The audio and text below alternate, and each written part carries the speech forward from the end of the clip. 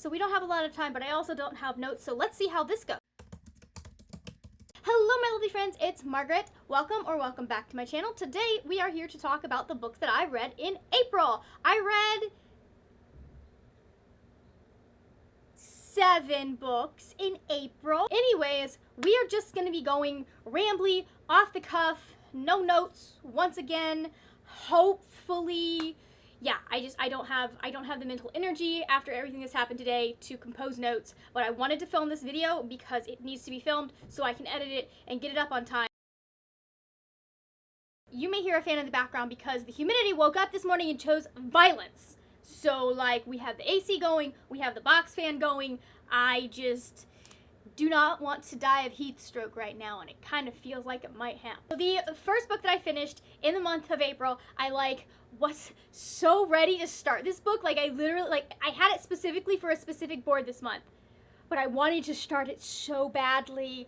It was so because I finished books before April 1st. I was just so tempted to just pick it up. But that book is Act Your Age, Eve Around by Talia Hibbert. This is the 3rd book in the Brown Sisters romance trilogy.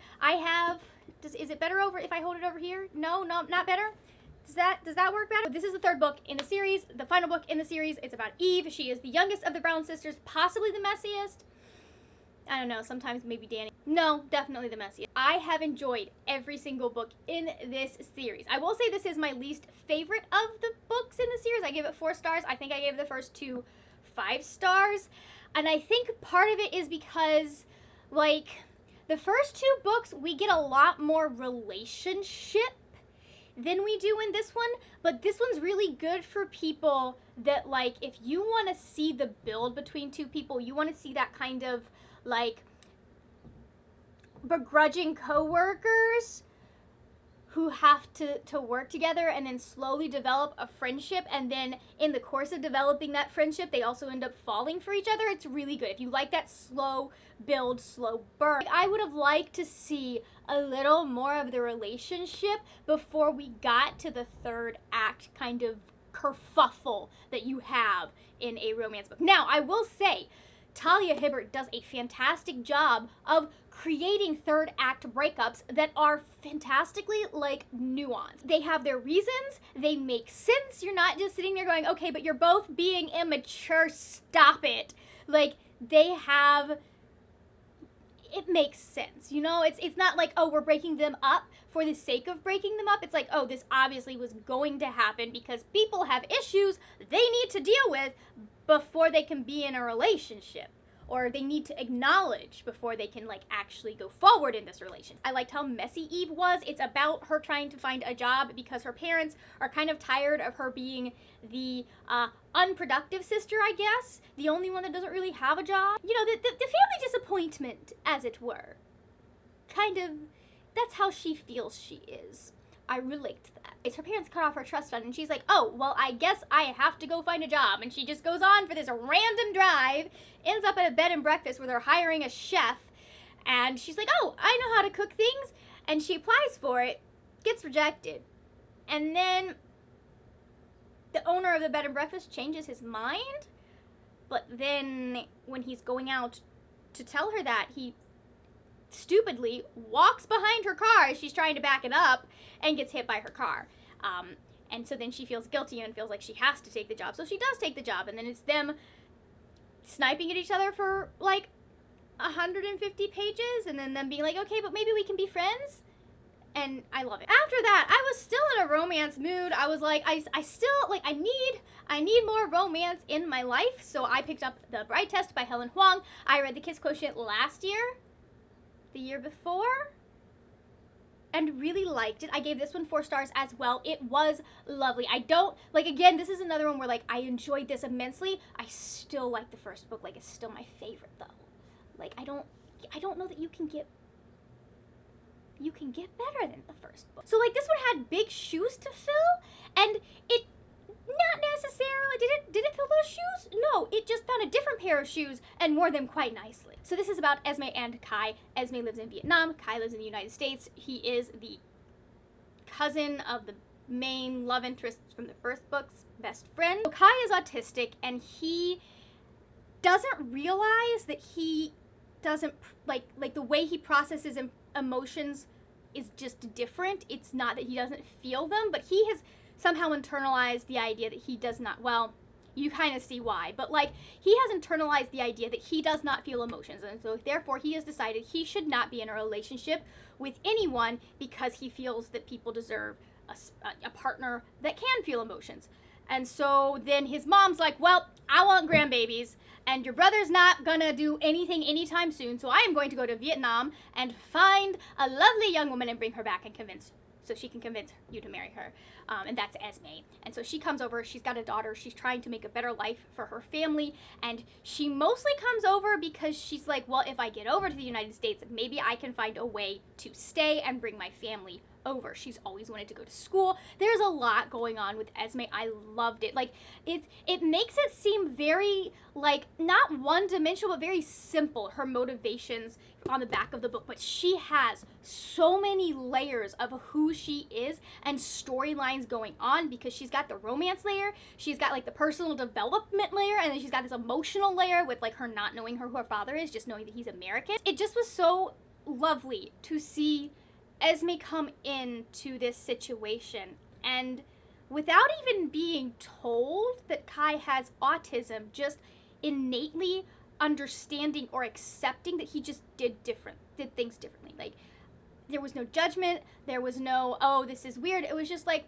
oh, okay, this is how Kai does things, so we'll just roll with that. She does shake things up a little bit at the beginning because she doesn't know, and so there are a few things that she does that he's like, I'm not gonna say anything, but this is driving me nuts.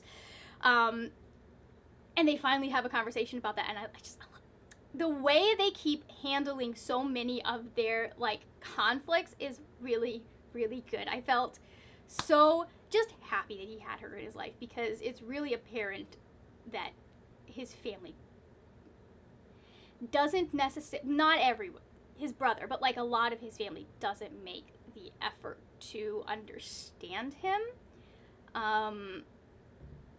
and feels like he's the one that needs to change versus them adapting to him. I think that she does characters really well. There were not as many sex scenes in this one as the kiss quotient, so if you're someone who like likes more plot than smut, this is a good one for you. I don't think you necessarily have to have read the first one to read this one, but the two main characters from the first one do get married in this one.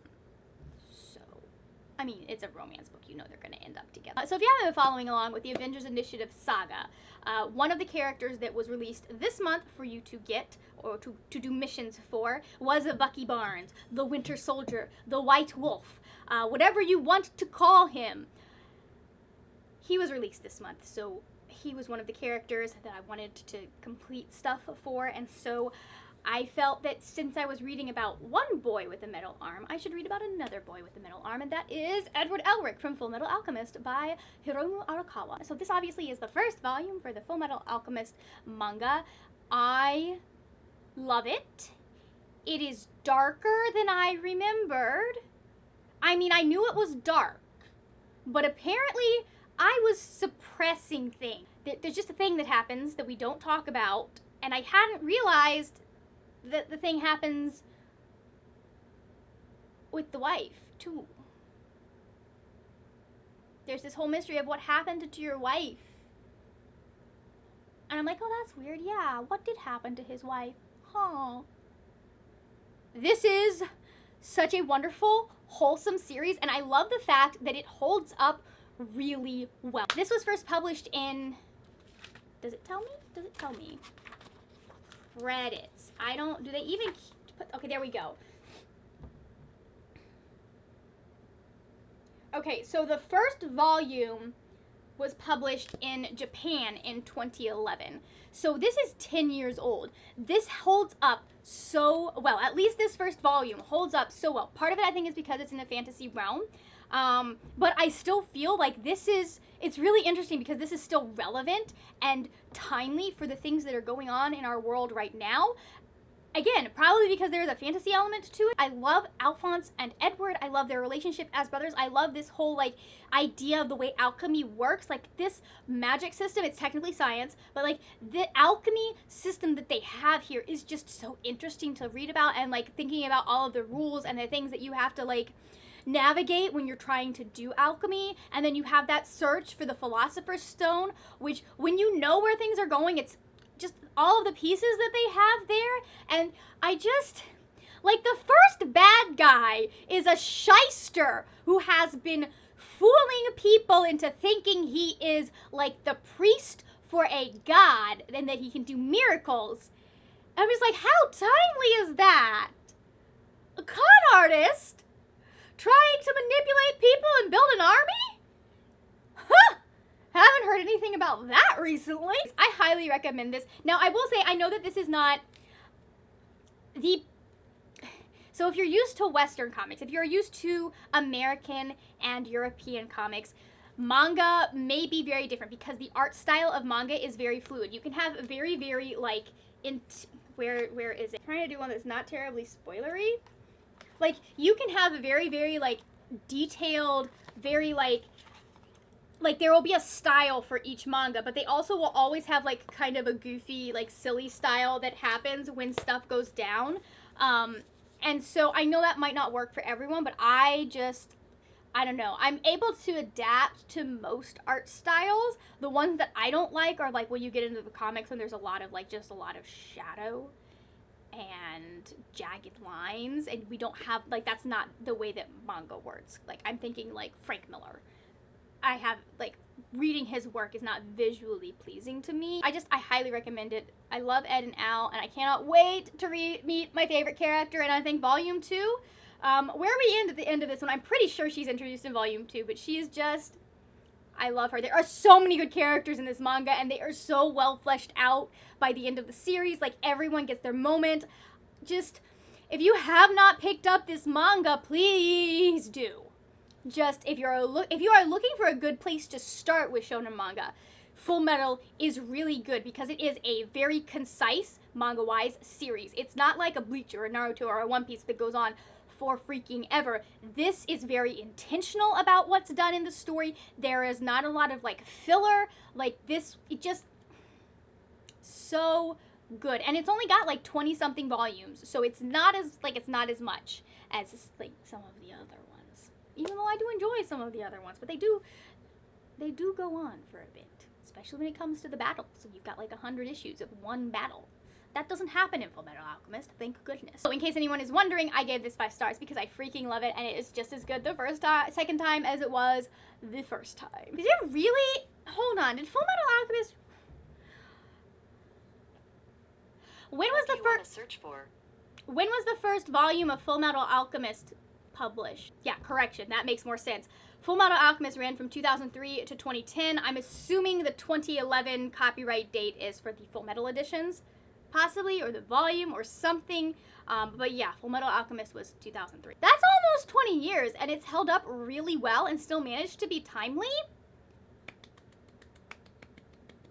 Applause to Miss Arakawa. Moving on, we need to talk about We Hunt the Flame by Hafsa Fazell. I finally got around to reading this. I have been interested in it because I knew it was enemies to lovers from the very beginning. Like, I knew that's what was going on. It is about Zafira, who is a hunter. She has been disguising herself and going into this mystical forest to hunt for her village to provide food because her land is under a well, technically all magic has been removed, and then there is these lingering effects, like there's this forest. So it's a complicated situation. Basically, every kingdom in her continent, her land, has been cursed, and also they are removed from the center, this island that was the magical center of the world. There's a sea, but there's also a impenetrable forest there as well. However, Zafira can like navigate that forest without losing her mind, so she is able to hunt for her village. We also have Nasir, who is a prince who is trained by his mother and his father to be an assassin. So he is the king's assassin. He is carrying out his father's bidding, and he feels really like not conflicted. He hates that he does what he does, but he's got like reasons, if that makes sense. So there's this book that's supposed to bring back magic, and Zafira is invited on this quest to go to this island and find this book and bring magic back. This is so much fun. I loved Zafira and Nasir as characters. I just, like, right from the beginning, you get the conflict in Nasir. You don't know why that conflict is there. You don't know why he's doing, well, you kind of have an idea of why he's doing what he's doing, but like you understand that conflict. You also have like there's so much just going like on Zafira's shoulders, and she's carrying so much guilt because of things that have happened in the past. So obviously we're sitting there going, these two very damaged people are going to meet each other and then work through their damage together, and that's one of my favorite plots. We haven't gotten there yet, but they're on their way there. I can't wait for book 2. I'm excited, so excited. I enjoyed this. The world building was beautiful. I loved the mythological system. What's the word? The mythology of this world. I loved what she had created, and it's like it's so great because it's one of those like the legends are true types of mythology, which is what Zafira finds out, and I just adore that. I think that is so much fun to be like, no, there's actually some truth behind these stories that you have been told all your life. So like, yes. And then we also have a fantastic cast of characters. There is an entire group that ends up going to Shar. Zafira travels with a couple of people. Nasir ends up traveling with a couple of people. They meet people in Shar. And so just this fantastic kind of like, if you think of like it's not a group that's known each other. They're just getting to know each other, and they are so quippy and so snarky with each other, and I absolutely adore it. There's so many different personalities in this group. It's really good. I really enjoyed the quest aspect. I thought she did a really good job of keeping you engaged through that, because it's so easy to do books where travel is happening and you get bored because we're just traveling, and it's never just traveling. There's always like something happening and things going wrong. The obstacles that are thrown in their way, they're kind of like, okay, but what's going on here? And then it all wraps up towards the end. I loved it. I thought it was fantastic. I listened to the audiobook. It was really, really great. I gave this 4 stars. I enjoyed it. I think it was great, and I think everyone should read it at this point. This is one of those books where there's no kissing, but there's kissing. Does that make sense? It was just like the romantic tension was played out perfectly. I had so much fun. I mean, I was a little annoyed up to the point that the 2 main characters met, and then once the 2 main characters met, I was like, oh, okay, I can go with this. Let's do it. I'm happy. Yes. Romantic, like just angst, so much angst. I loved it. Like, beautiful. After that, one of my books that I picked for my TBR jar was The 100 Rebellion by Cass Morgan. If you've been on my channel for a hot minute, you know I was a huge fan of the show. I really stand the 2 main characters, and then the show forgot that one of the main characters was a main character. And they just... the show just forgot what the show was. It's the weirdest season. The season was so disconnected from everything that had happened before. Like, I'm still, like, how anyone thought that was a good idea, I don't know, but I was bored to tears for most of what I did watch. This is what we should have had in the final season. This tackles being kidnapped by a cult so much better than the TV show did. And this is not the best written YA novel I have ever read. Don't get me wrong, it's decent, it's pretty decent. It's an effective story, it's effective writing, the characters are built out well. I mean, or the ones that I care about are built out pretty well. It was a little rushed, but it's a 200-something page YA novel. So yeah, it's gonna be a little rushed. I could have done with another 100 pages, but that's just me as a person being the person that I am. This was everything that I wanted for Bellamy and Clark in the final season in this book. It was so good. Did I care about Glass or Wells in this book? No, not really. I remember liking Wells in the first book and still not caring about Glass at all. But, like, didn't really care about Wells. His stuff was interesting. Both his and Glass's narratives were interesting and necessary. Far more interested, far more invested in Bellamy and Clark. Just who I am as a person. I will always be more invested in the Blakes and the Griffins than anyone else. I do like I think they handle the situation the kids find themselves in a lot better, because instead of being like, hey, this is our land, we must defend it, they're like, oh, hi, you've been here on Earth this entire time. We crashed from space. Hell. Also, hated the cult. I think you're supposed to.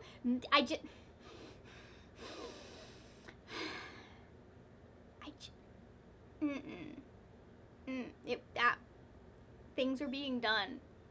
Points were being made. And I hated them. I liked it. I enjoyed it. These are not like going to be mind-blowing works of literature. Still gave it 5 stars because I thought it was a very good, effective book, and it made me happy and made me feel things. We're almost done. 2 more books. I'm gonna talk about The Vanishing Half by Britt Bennett. This is about 2 sisters. They are both from the town of Mallard. And in Mallard, it is a town founded by a black man, but he was very light-skinned. And the entire town of Mallard is they're obsessed with being as light-skinned as possible, to the point that, for example, the 2 sisters in the main part of this book actually can pass for white. They're still considered black, but they are indistinguishable from white people. This is a book that will make you happy, it will make you sad, it will make you angry. Mostly it's going to make you sad and it's going to make you angry because there is a lot of stuff that happens with these characters. So it follows these 2 sisters. They run away from home, and then also one of them decides that she is going to what is called pass over and become a white woman. Because she's met and fallen in love with a white man, and so she spends the entire book living her life as a white woman. Her sister spends the entire book living her life as a black woman. And so it follows their 2 different journeys, and it's really interesting because it follows their journeys, but it also follows the journeys of their daughters. So it is a multi-generational narrative, and I really liked how that was done and structured and how everything comes together in the end. Britt Bennett is an amazing writer. She did a fantastic job of bringing you back to, I think it was 1960. It's literally in the book because it's like 1960. Yeah, 1968, and then it's in the 1980s. And so she does a really good job of just kind of capturing those time periods and capturing people who would have lived through them. She does a fantastic job of giving you the experience and the mindset of these 2 sisters and why they have made the decisions that they made. I really appreciated that even though Stella is just 100% wrong with many of the choices she makes, like, you still understand why she makes those choices. You still understand why she has those fears and those reactions, and they make you angry, but you kind of see that it's out of self-preservation, I guess. I gave it 4 stars. It is not, or does not, go the way most books that I like go, but I still thought it was a really just, like, I don't know, historical fiction just usually gets to transcend the not quite happy ending part for me. Like, if the ending doesn't wrap up perfectly and beautifully happy, I'm okay with it in a way that I'm not when I'm reading like fantasy or contemporary. I thought her writing style was very effective for what she was trying to do, for conveying these characters. I liked the way that we kind of stay in one person's head for a time, and the way that the narrative is not entirely linear. Because we'll go into the future and we'll go through stuff, but we'll also go back to the past. And so there's a little bit to keep track of, but I really liked how she handled those time aspects and how she didn't limit herself to telling everything from start to finish, because I think it's far more effective as a story told in the chunks and the ways that it is told. Highly recommend. Please read it. And then the final book that I read this month is this month's main disappointment, The Once and Future Witches by Alex E. Harris. So this is about 3 sisters. It's Bella, Agnes, and Juniper. It's sold as like this witches meet suffragists type thing, historical fiction. It is not. It is an alternate history about witches who end up getting involved in the suffragist movement because they want to bring back witching. Great. beautiful plan. Let's go ahead, give women their power back. One of the things, though, I did like about witching, like speaking of women and men and the gender divide, it's really interesting because they kind of make a point that the magic systems that are currently in, or the way magic is used, is unnecessarily gendered. Like, it doesn't matter, and I loved that little touch, especially considering reveals about characters later on in the book. Just, that was a really nice, like, little plant at the beginning. Let's talk about what I enjoyed about this first, and then I'll get into what I didn't like. I enjoyed the relationship between the sisters. I enjoyed kind of uncovering the mystery of what had happened to tear them all apart. You know, something has happened to remove the two older sisters from the home and put them in New Salem. So we live in this world where, like in the 1700s, Old Salem was burned to the ground to kill all of the witches, and so they built New Salem elsewhere. And I liked that aspect of it. I liked the magic system of it. I liked the sisters, like this kind of alternate history type thing that stuff worked for me. However, Miss James Juniper Eastwood, why was she doing what she was doing? So, she gets involved because she wants to bring back witching and she wants to give women power. But she doesn't have a plan. She just wants to cause chaos and make people scared so they will give them back power. And I'm sitting there going, if you want power, you have to demonstrate how everyone will be better off. You have to give people a reason. Like, she doesn't even, like, in her recruitment, she doesn't even try and be like, listen, your lives will be better if we can bring back witching. These are the things that can happen. She's just like, I'm going to do this, and I'm going to do this, and there's not going to be any real plan. We're not going to actually be trying to accomplish anything constructive. Why are people going to follow you if all you're doing is heightening tensions and making the situation more volatile? Don't get me wrong. For change to happen, sometimes, a lot of the time, the situation does end up getting volatile. Shouldn't, but it does. She just was like after power and volatility for the sake of it because she wanted to be doing something. But she wasn't actually doing anything. She wasn't actually accomplishing anything. Also, the woman who wrote this book is a white woman who at one point taught African American history. And yet,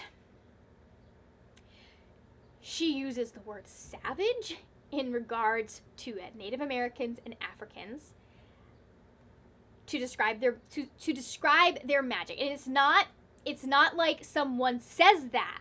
It's in the language and the narrative itself. It is directly contradicted after that, but still at the same time. Like, I am not a historical scholar, and even I know you do not use that term to refer to people. Especially not indigenous people. Like, you don't, because that term has so much violence and negativity and historical just nastiness behind it. And then, she uses the word colored. Not because she's referring to, like, any specific organization, which, okay, like, you can't get around that. Not in dialogue. It is just in the character's thoughts. We gotta bring it up every time this black character is on the screen. Despite the fact that black is a contemporary term, we could have used that as well. And I have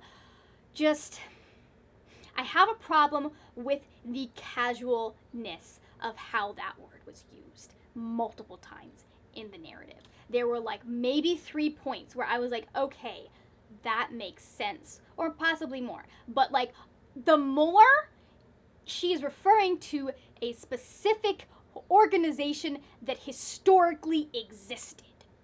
And so I'm just sitting there going like, supposedly you're a scholar in these things, or you did a degree in these, but you're still making these mess ups. And so I'm just like, I'm sorry, frustrated, disappointing, would have been so much better if we had just, like, I